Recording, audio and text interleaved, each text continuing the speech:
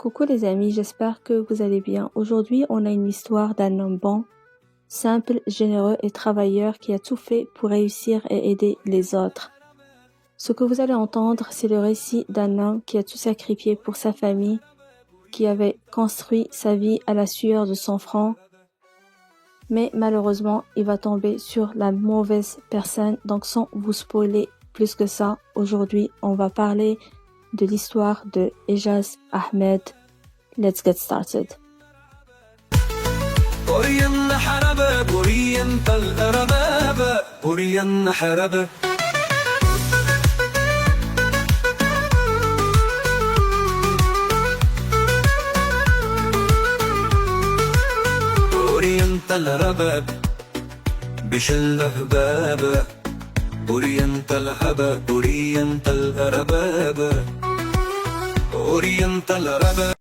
Ejaz Ahmed est né le 8 février 1962 à Faisalabad au Pakistan. J'espère que j'ai bien prononcé le nom de la ville, sinon vous me pardonnez. Ses parents étaient originaires de l'Inde, mais après la Seconde Guerre mondiale, ils avaient décidé de commencer une nouvelle vie au Pakistan.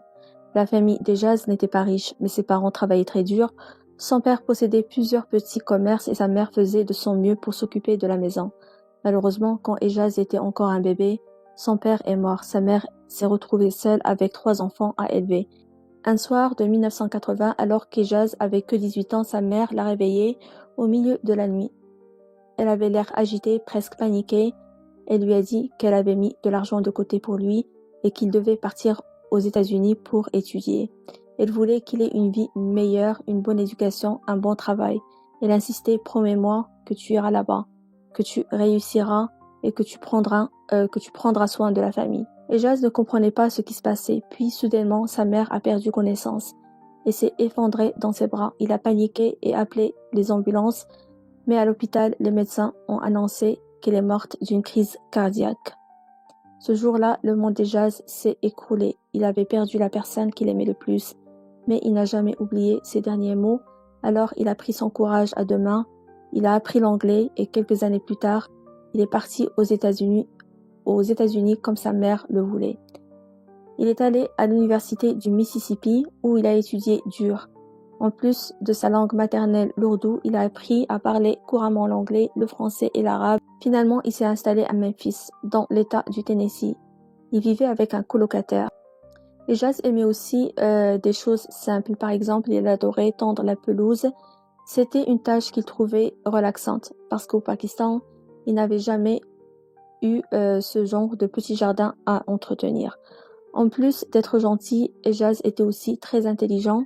Il a obtenu 2 diplômes de master en ingénierie, un à l'université de Memphis et un autre à celle du Mississippi. Ensuite, il est devenu entrepreneur. Il a lancé plusieurs affaires, 2 stations-service, un marché aux poissons, un magasin appelé Regal Import où il vendait des objets venus du Pakistan, comme des vêtements, des bijoux et des sacs. Il faisait tout ça avec passion, mais sans jamais oublier ses racines. Il envoyait souvent de l'argent à sa famille. Sa sœur, qui avait eu un grave accident, avait besoin de soins constants et Ejaz payait tout, les médicaments, les soins et la rééducation. Malgré la réussite, il n'a jamais été avare. Il aidait ses amis. Dès qu'ils avaient un souci d'argent, il n'avait pas besoin de grand-chose pour être heureux. Côté cœur, Ejaz aimait flirter un peu, mais il n'avait jamais eu de vraies relations sérieuses. Il était musulman pratiquant et croyait qu'il ne devait sortir qu'avec une femme qu'il comptait épouser. Pour lui, l'amour, c'était quelque chose de sincère et de pur. Mais ce qu'il ne savait pas encore, c'est que une femme allait entrer dans sa vie et tout détruire. Une femme qui, derrière son sourire, cachait une noirceur inimaginable. Au printemps 1988, Ejaz avait 26 ans quand il a rencontré une femme qui s'appelait Laurie Marsh. Ils se sont rencontrés un jour où la mère de Laurie, qui s'appelle Bonnie, organisait une petite fête chez elle. Un ami de Bonnie avait invité Ejaz et c'est comme ça qu'il a croisé Laurie pour la première fois. À ce moment-là, Laurie avait déjà un fils d'une ancienne relation, mais cette relation n'avait pas marché. Avoir un enfant rendait les choses plus compliquées pour Laurie, car quand elle sortait avec un homme, elle voulait qu'il soit aussi un bon père. C'est pour ça qu'elle avait du mal à trouver quelqu'un de sérieux. Mais dès qu'elle a rencontré Ejaz, elle a tout de suite été attirée par lui. Elle adorait son accent, elle disait qu'elle pouvait l'écouter parler pendant des heures. De son côté, Ejaz pensait que Laurie était la femme la plus douce et la plus belle qu'il n'a jamais rencontrée. Laurie aimait beaucoup chanter. Ce jour-là, sa mère Bonnie lui a demandé de chanter une chanson qu'elle aime. Ejaz ne se souvient plus du titre, mais dès qu'il a entendu Laurie chanter, il est tombé amoureux d'elle et il l'a trouvée angélique. Le jour même, Ejaz a invité Laurie à sortir. Ils sont allés dîner, puis voir un film. Après le film, ils se sont promenés dans le centre-ville de Memphis. En parlant de tout et de rien, Laurie a dit que c'était pendant cette promenade qu'elle avait vraiment commencé à tomber amoureuse d'Ejaz. Elle le trouvait drôle, intelligent et très attentionné. Ils étaient tous les deux des gens sociables et joyeux et Laurie aimait qu'Ejaz ait autant d'énergie qu'elle. Elle aimait aussi son sourire et son rire. Il avait l'habitude de faire une blague en disant qu'il ressemblait au frère d'Al Pacino dans Scarface, ce qui la faisait beaucoup rire. C'était drôle car dans le film, Al Pacino joue un gangster dur alors qu'Ejaz, lui, il était tout le contraire. Il ne fumait pas, ne buvait pas et il était très gentil. Ejaz aussi était tombé amoureux de Laurie. Il la trouvait belle, intéressante et il aimait passer du temps avec elle. Il lui offrait souvent des vêtements traditionnels pakistanais comme des robes ou des bijoux. Le fait que Laurie ait un fils ne le gênait pas du tout, au contraire, Ejaz avait toujours rêvé d'une famille et il voulait être un bon père et il a tout de suite pris le rôle de figure paternelle pour le fils de Laurie. Il l'amenait souvent à la mosquée et lui racontait des histoires sur son enfance au Pakistan. Le fils de Laurie aimait aussi beaucoup Ejaz et Ejaz faisait de son mieux pour s'occuper de lui comme s'il était son propre fils. Il voulait lui offrir le même genre de soutien que lui-même avait reçu de sa mère quand il était jeune. Tout allait bien entre Ejaz et Laurie, bien sûr comme tous les couples, ils avaient parfois des disputes mais rien de grave.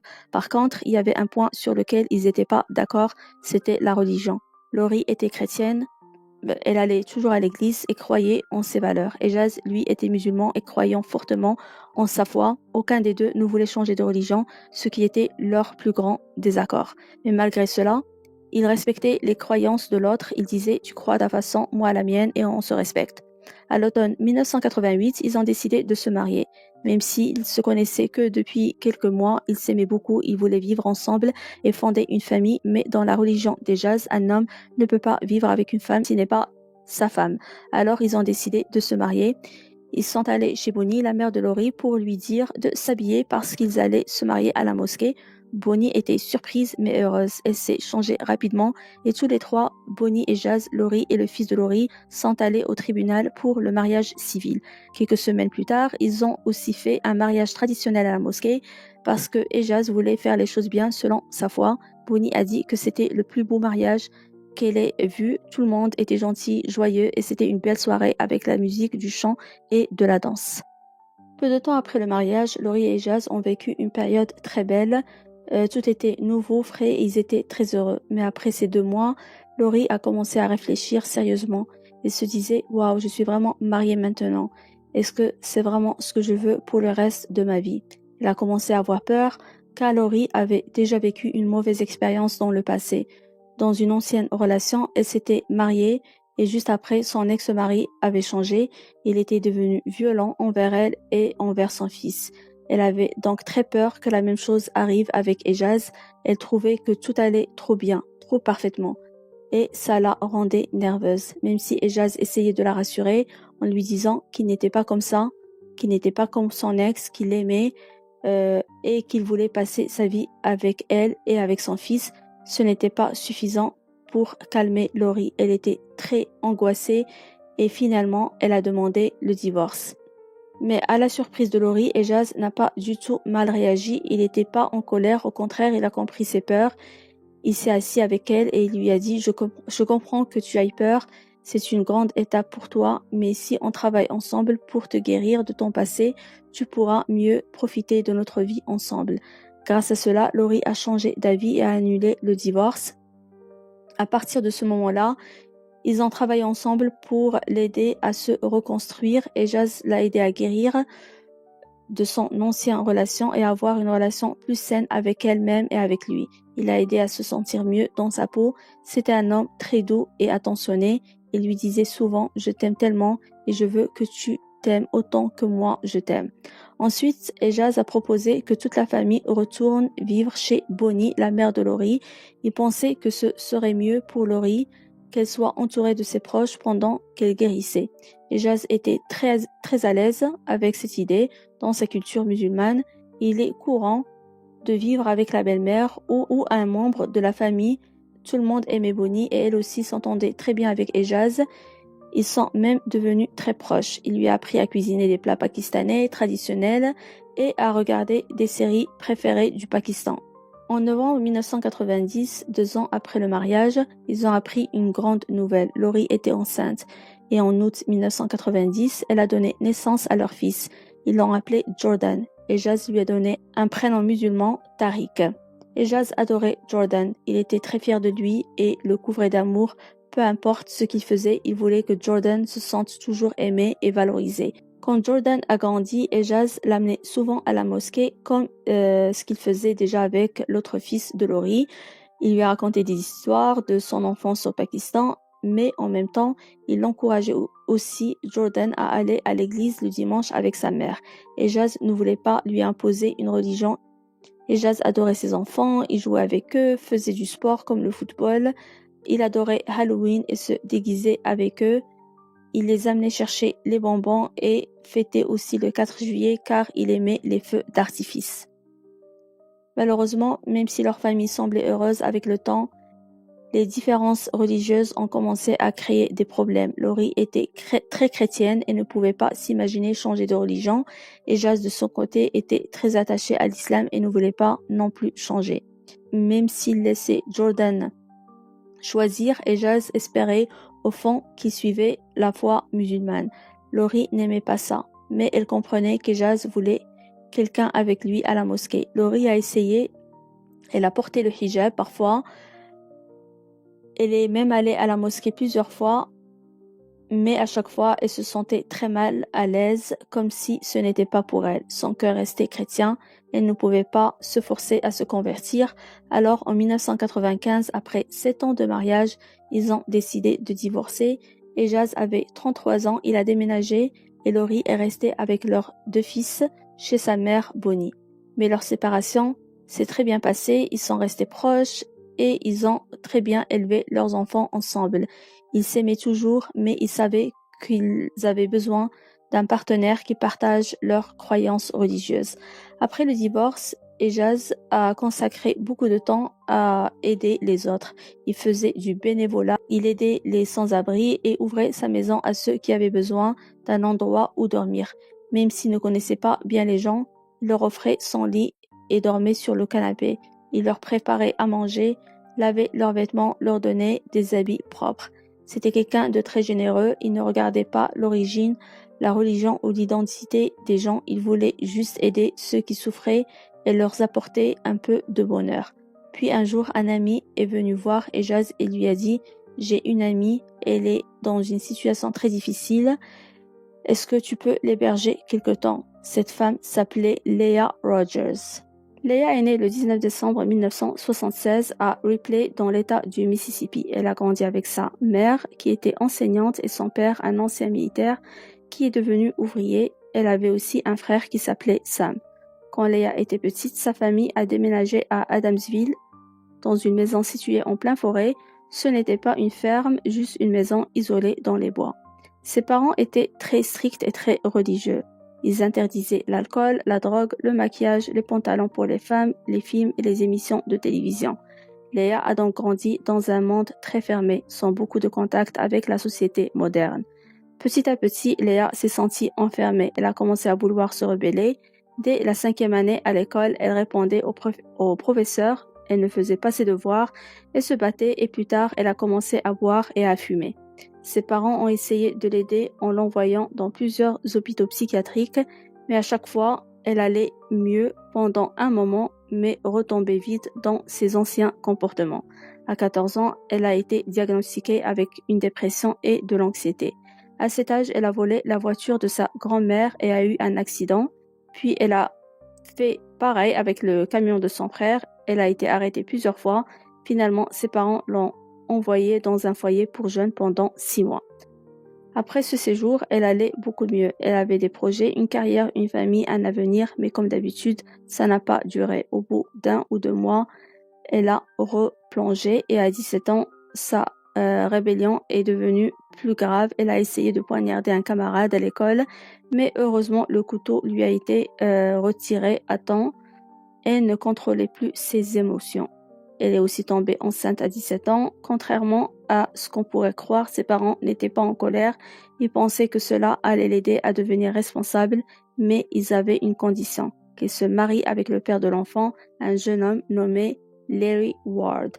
Larry n'était pas contre le mariage, même s'il ne voyait pas vraiment d'avenir avec Léa. Ils se sont mariés et ils ont eu un fils puis une fille. Mais après la naissance de leur fille, Léa a changé encore. Elle est devenue accro à la drogue, notamment la coca et d'autres drogues. Un jour, Larry a raconté qu'elle avait fait une éruption pendant qu'il prenait sa douche avec un couteau à la main, l'accusant de la tromper. De son côté, Léa disait que Larry était violent et une plainte pour violence domestique a été déposée contre lui. Larry travaillait sur des bateaux et partait souvent plusieurs semaines. Un jour, avant de partir, il disait au revoir à ses enfants. Son fils pleurait à la porte. Léa a alors ouvert la porte et a donné un coup de pied à leur fils, le faisant tomber sur le sol en béton. Le cousin de Larry, qui était présent, a commencé à crier sur Léa. Elle a ensuite couru dans le jardin et elle a appelé la police pour accuser Larry.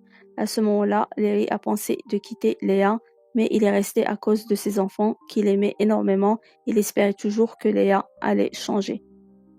Larry, au fond de lui, espérait toujours que Léa allait se réveiller un jour, qu'elle allait ouvrir les yeux sur sa vie et qu'elle reprendrait enfin le contrôle. Et pendant un certain temps, c'est ce qu'elle a semblé faire. Elle a décroché un emploi comme aide-soignante dans une maison de retraite. À côté, elle faisait aussi de l'aménagement paysager. Elle bossait dur pour contribuer aux factures, pour essayer de tenir debout. Mais ce nouveau rythme a eu un autre effet. Larry et Léa étaient constamment au travail, ils ne se voyaient presque plus et ce manque de temps ensemble, combiné à la fatigue, a transformé leur relation déjà fragile en champ de bataille. Chaque fois qu'ils se croisaient, c'était pour se disputer. Le stress, la lassitude, leur mariage devenait de plus en plus toxique. 2 ans après leur union, Léa a demandé le divorce. Elle a dit que la goutte d'eau avait été une violente dispute après laquelle elle avait fini à l'hôpital, mais plus tard, quand la police a interrogé Larry, il a donné une toute autre version. Un soir, Larry est rentré plus tôt que prévu du travail. Il voulait faire une surprise à Léa et aux enfants, mais en ouvrant la porte de chez lui, il a découvert l'enfer. La maison était remplie d'inconnus, de la musique hurlée. L'air était saturé d'odeurs de crack. Il y avait de la drogue, de l'alcool partout. Et les enfants, ils étaient enfermés à l'étage dans leur chambre, complètement isolés. Larry a immédiatement viré tout le monde de la maison. Évidemment, une grosse dispute a éclaté entre lui et Léa. Et après cet accrochage, Léa est partie. Elle a fui, déposé une ordonnance restrictive contre Larry, puis un rapport de police. Mais peu après, elle l'a appelé pour lui dire où elle se trouvait et qu'elle voulait lui parler. Larry a refusé. Il pensait que la situation était bien trop dangereuse pour les enfants. Il lui a simplement dit « Appelle-moi quand tu auras repris ta vie en main ». Léa n'a pas apprécié cette réponse. Peu après, elle a contacté la police affirmant que Larry l'avait appelée en menaçant de la tuer, mais les relevés téléphoniques en montrant que c'était elle qui avait appelé Larry, pas l'inverse. Larry, lui, n'a jamais violé l'ordonnance restrictive.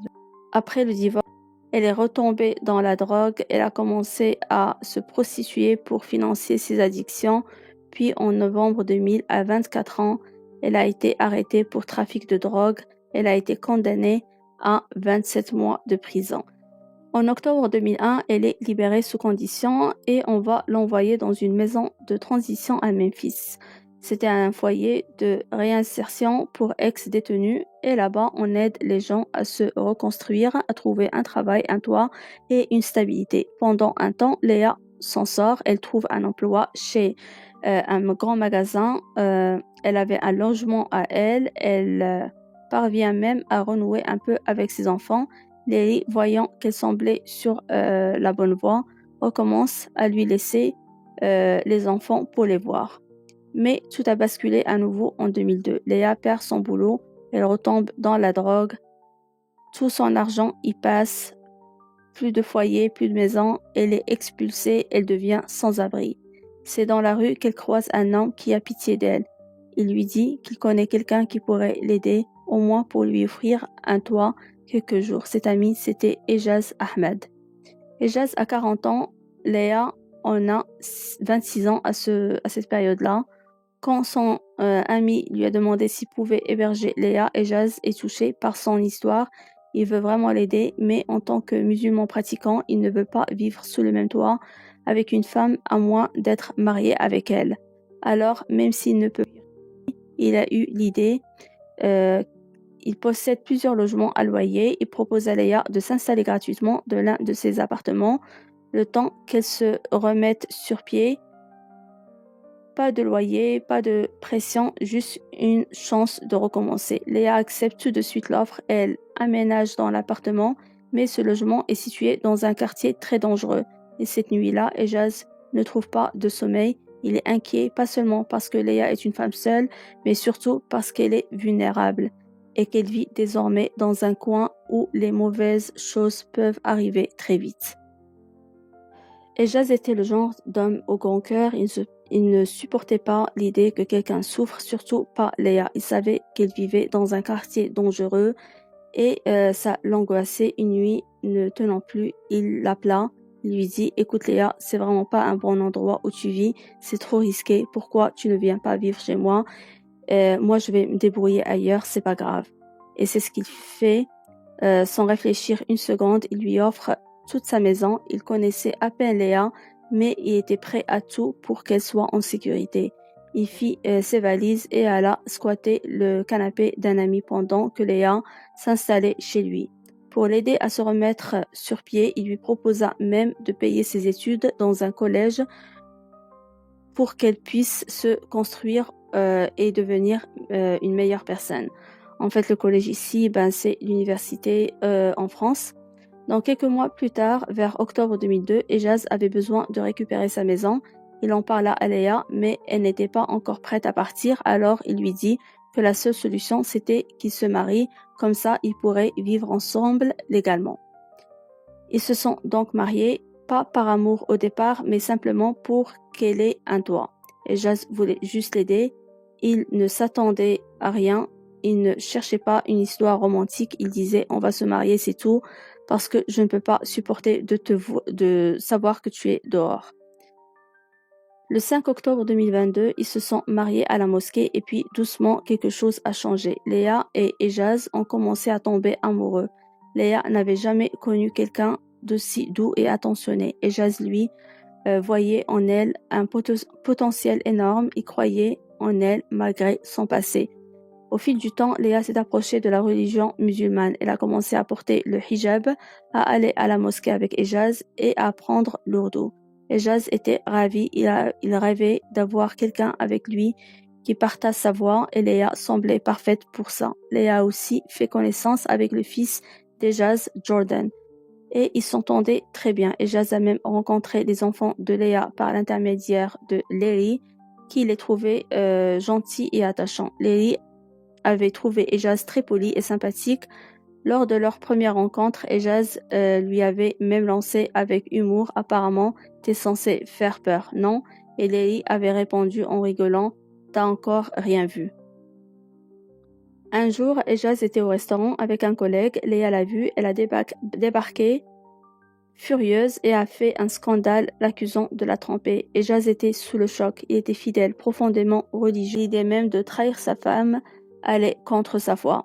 Peu après, il a remarqué que de grosses sommes d'argent disparaissaient de son compte, sans explication. Un jour, alors qu'il se disputait dans le jardin, un ami d'Ejaz a vu Léa le frapper à plusieurs reprises pendant qu'il se protégeait le visage.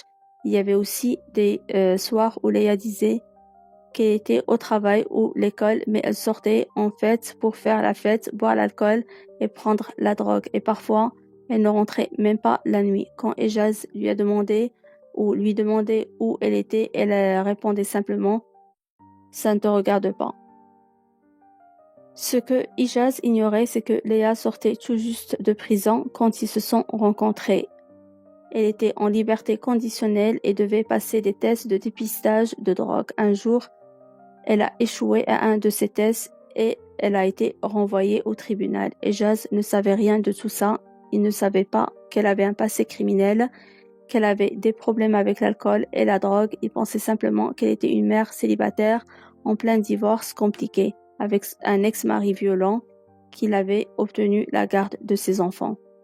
Il ne savait pas qu'il avait ouvert sa maison, son cœur et sa vie à une personne dont il ignorait totalement le passé.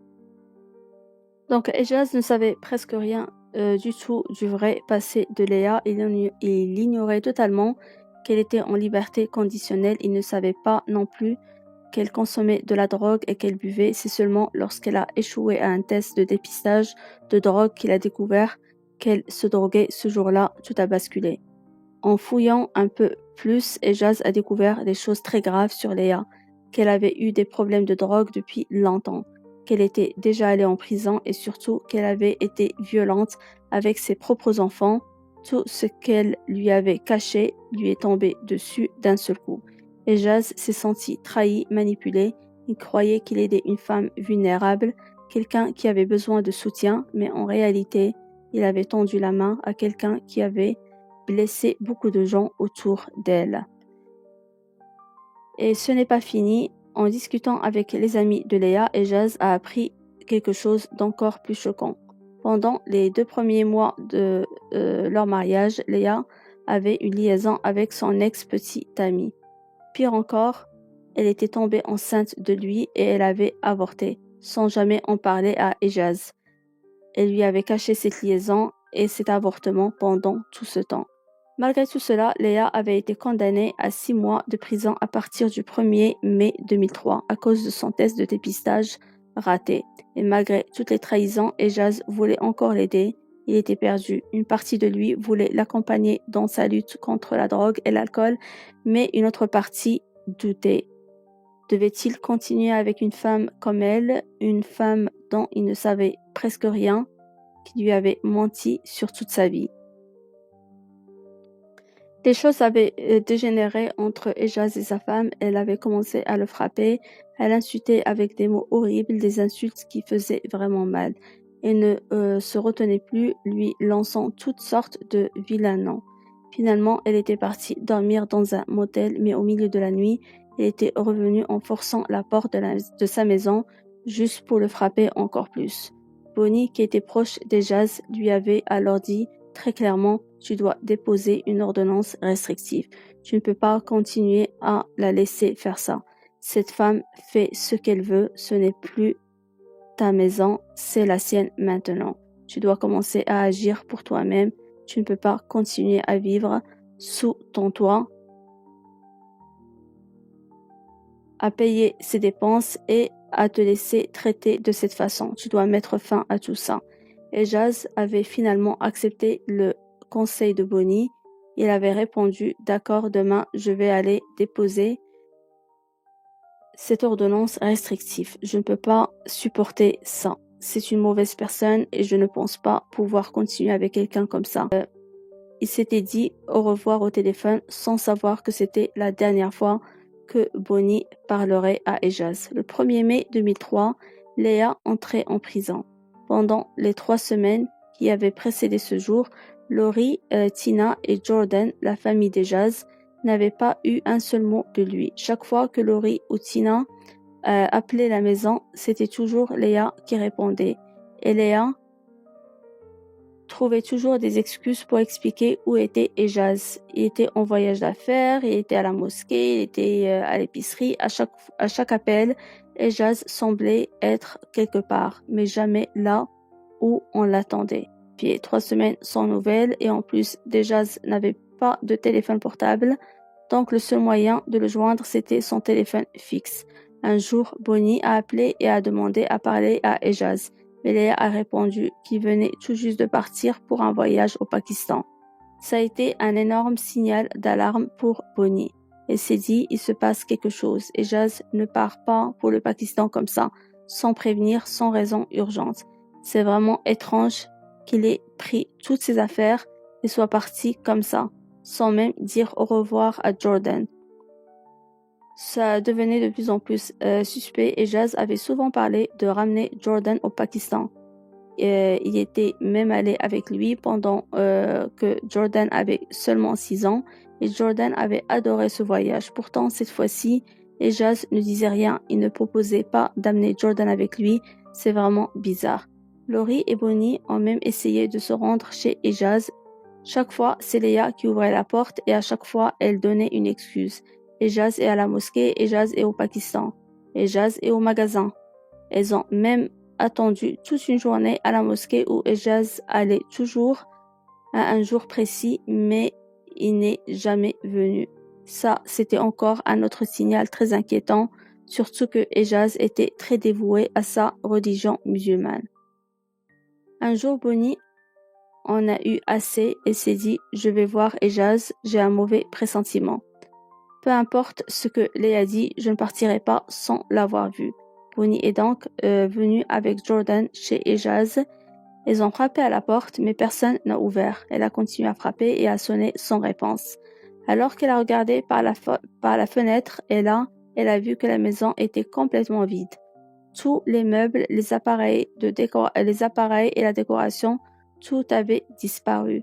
C'est à ce moment-là qu'un voisin de l'autre côté de la rue a crié « Hey, si vous cherchez Leia, elle a déménagé hier. » Bonnie s'est rapprochée et a demandé au voisin de quoi il parlait. Le voisin expliquait qu'il avait vu un camion de déménagement la veille, emportant pratiquement tous les meubles.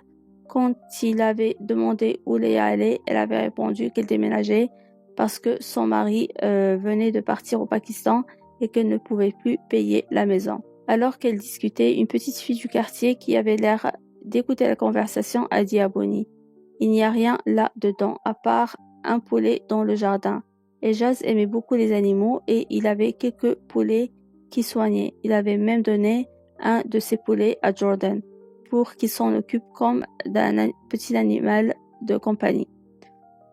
Jordan a immédiatement dit à sa grand-mère « Oh mon Dieu, c'est mon poulet, on ne peut pas laisser mon poulet ici.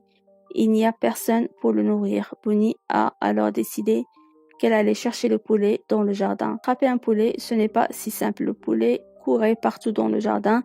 Impossible de l'attraper facilement. Il y avait un petit hangar dans un coin et quand le poulet y est passé, Bonnie a senti une odeur très forte. Intriguée, elle a regardé à l'intérieur. Le hangar était fermé par une planche de bois qu'elle a retirée, puis elle a ouvert la porte. Jordan était juste à côté d'elle, sous un matelas en mousse posé par terre, entouré d'un tas de mouches. Bonnie a découvert un corps. Bonnie a appelé la police. Quand les agents sont arrivés sur place, ils ont sorti le corps de la maison. Mais dès le début, c'était un vrai mystère. Le corps était difficile à identifier. En effet, la tête et les parties génitales avaient été enlevées.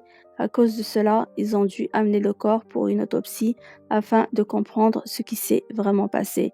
L'autopsie a révélé que la cause du décès était un traumatisme violent à la tête et une blessure par balle à la poitrine. Mais ce n'était pas tout.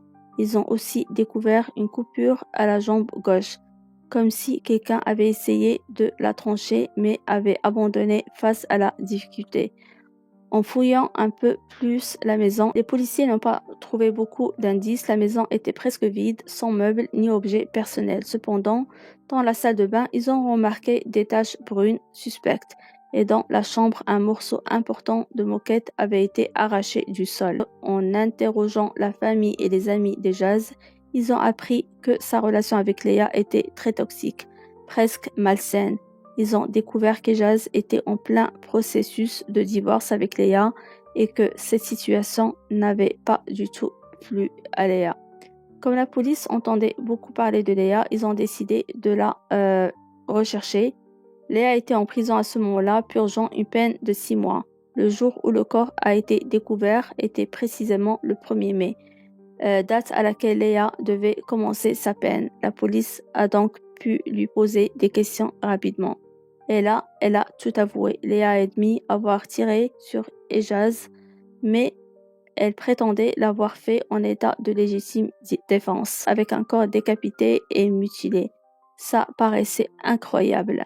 Elle expliqua qu'un matin, Ejaz était entrée dans la cuisine et l'avait accusé d'avoir volé un sac contenant des documents importants. Elle niait savoir où se trouvait ce sac. C'est alors qu'Ejaz a commencé à la menacer de mort. Effrayée, Léa a couru et s'est cachée dans la chambre d'amis où il gardait une arme. Elle a pris cette arme, a verrouillé la porte et s'est allongée pour faire une sieste. Pendant sa sieste, Léa s'est réveillée en entendant Ejaz crier et frapper à la porte, lui demandant d'ouvrir. Quand elle a refusé, il a défoncé la porte et a continué de l'attaquer verbalement à propos du sac. À un moment, elle a réussi à se réfugier dans la salle de bain, mais Ejaz a fait le tour de la maison et a essayé d'entrer par la fenêtre. Terrifiée, elle est retournée dans la chambre, mais il a fait irruption à nouveau et a commencé à l'étrangler. Face à cette attaque, elle n'a pas eu d'autre choix que d'appuyer sur la gâchette. Elle lui a tiré une balle dans le ventre, mais pensant avoir raté, elle a tiré une seconde fois, cette fois-ci dans la poitrine. Elle se souvenait que ses derniers mots avaient été « Tu m'as tué », puis Ejaz a commencé à prier en arabe. Après cela, Léa a laissé son corps là, sur le sol de la chambre, pendant plusieurs jours. Ensuite, elle a traîné le corps dans la salle de bain pour le nettoyer, expliquant que selon sa religion, il faut essuyer et laver le corps avec un gant de toilette blanc après la mort. Elle voulait donc lui donner un nettoyage correct avant de l'enterrer, ou du moins, c'est ce qu'elle pensait faire. Elle a enveloppé le corps dans des draps et l'a laissé sur le sol de la salle de bain pendant plusieurs semaines. Pendant ce temps, Laurie et Bonnie, des proches, appelaient souvent la maison et venaient la visiter sans savoir qu'Ejaz était mort caché à l'étage. Après quelques semaines, l'odeur dans la salle de bain est devenue insupportable. Quand Léa est retournée voir le corps, elle a trouvé des vers partout sur lui. Elle a essayé de soulever le corps pour l'amener dehors, mais il était trop lourd. Alors elle a eu une idée horrible. Pour le rendre plus léger, elle a commencé à lui couper des membres. C'est là qu'elle a décapité la tête et coupé des parties génitales. Elle a expliqué qu'elle avait fait cela pour pouvoir porter le corps plus facilement à l'extérieur. Après avoir enveloppé le corps dans un drap et attaché une corde autour pour faire une poignée, elle a traîné le corps jusqu'à le hangar. Elle a pris la tête et les parties génitales et les a jetées dans différents endroits de la ville, une benne à ordures et un lac. Elle ne se souvenait même plus exactement où elle avait mis chacun de ces morceaux. Après avoir placé le corps dans le hangar, Léa a commencé à mettre en gage tous les biens d'Ejaz. Elle n'a montré aucun signe de remords ou de traumatisme. Au contraire, sa priorité était de vendre ses objets, encaisser l'argent et dépenser la majeure partie en drogue et en alcool. Pendant 2 ou 3 nuits, le corps est resté dans le hangar alors que Léa vendait 4 voitures, tous les meubles et même ses bijoux. Elle a aussi essayé de vendre ses propriétés locatives selon les témoignages des voisins. Tout cela a convaincu la police que Léa ne pouvait pas vraiment prétendre la légitime défense. Si c'était vraiment une question de survie, pourquoi découper la tête et mutiler le corps? Ces gestes montraient une haine profonde par une simple réaction défensive. Décapiter une personne, couper ses parties intimes, c'est chargé d'une signification émotionnelle lourde, une façon de vouloir effacer une personne. Le 1er novembre 2025, lors du procès, la police a présenté des preuves qui contredisaient l'histoire de Léa. Par exemple, Léa, elle a dit que Ejaz avait défoncé la porte de la chambre d'amis, et la porte était intacte, sans aucune trace d'effraction. Même chose pour la fenêtre de la salle de bain. Quant au nettoyage du corps, les experts ont conclu que ce n'était pas un nettoyage religieux, mais plutôt une tentative de masquer l'odeur et de faire disparaître les vers. Léa a montré qu'elle n'avait aucun remords.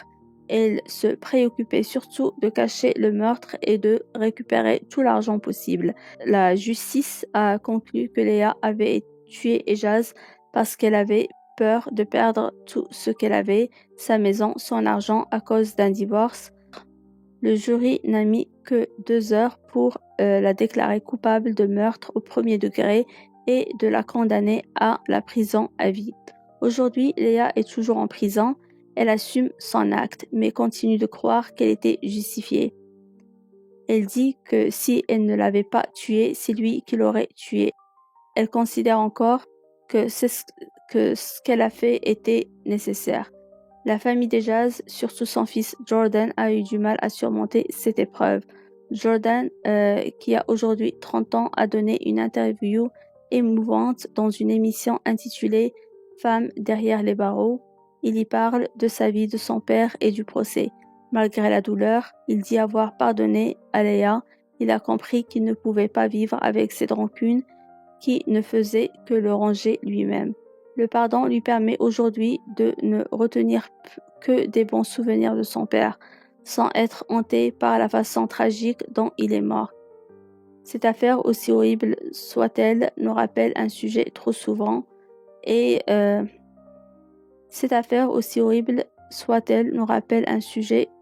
souvent tabou, les hommes maltraités par les femmes. Comme Ejaz, beaucoup d'hommes subissent des violences qu'ils cachent. Par peur ou honte, ouvrir la discussion peut sauver les vies, inspirer les hommes à parler et de se libérer. Les violences, la manipulation, la douleur ne sont pas liées à un genre, mais à des comportements toxiques. C'est une réalité qu'il faut affronter ensemble avec courage et empathie.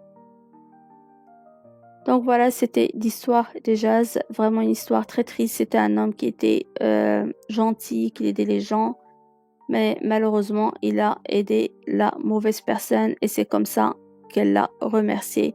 Donc voilà, c'était notre histoire de Ahmed Ejaz. Donc vous pouvez me laisser vos commentaires, qu'est-ce que vous pensez de cette folle Léa qui a fait tout pour détruire cet homme-là. Et à la fin, elle l'a tué après tout ce qu'il a fait pour elle. Je vais vous voir bientôt sur une autre histoire. Prenez bien soin de vous, ne tuez pas les gens.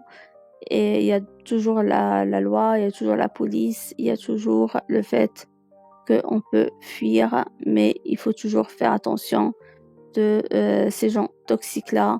Quand il y a des red flags comme ça, il faut vraiment prendre la fuite et partir. Donc voilà, je vous dis à très bientôt et je vous souhaite une très bonne journée. Bye bye.